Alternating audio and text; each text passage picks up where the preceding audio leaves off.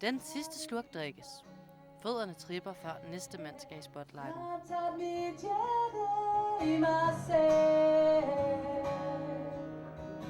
Det er rigtig fedt, for eksempel, når man står på scenen, og så man ser, man får, der er nogen, der sidder sådan rigtig og lytter til en, så føler man sådan lidt, at okay, nu har jeg skrevet den her sang for nogen. Jeg tror lige, jeg vil op og række an. Hver dag i festugen optræder 3 sangere fra Aarhus Sangskriverværksted. Langt om længe er det blevet Lars' tur.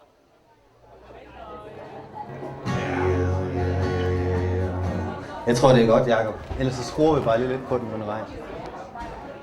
God eftermiddag, Færbarn. Jeg træder lidt ind i sådan en karakter, lidt ligesom en skuespiller træder ind i en karakter, så træder lidt ind i, nu er jeg Lars Skov på scenen.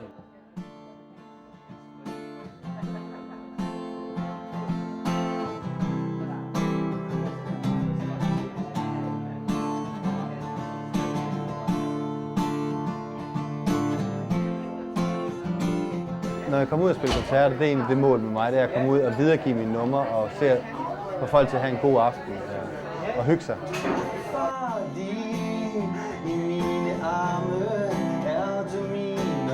Jeg kan ikke lade være med at skrive sange i hvert fald. Altså, det er nogle sange for mig, det kan godt være selvterapi nogle gange, hvor man kommer ud med nogle ord, man normalt ellers ikke vil komme ud med.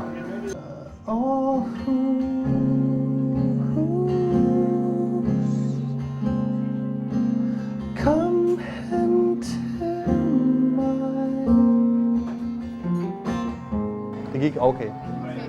Selvfølgelig er det træls, det er det. Man vil gerne have, det går 100% hver gang, men det kan det ikke.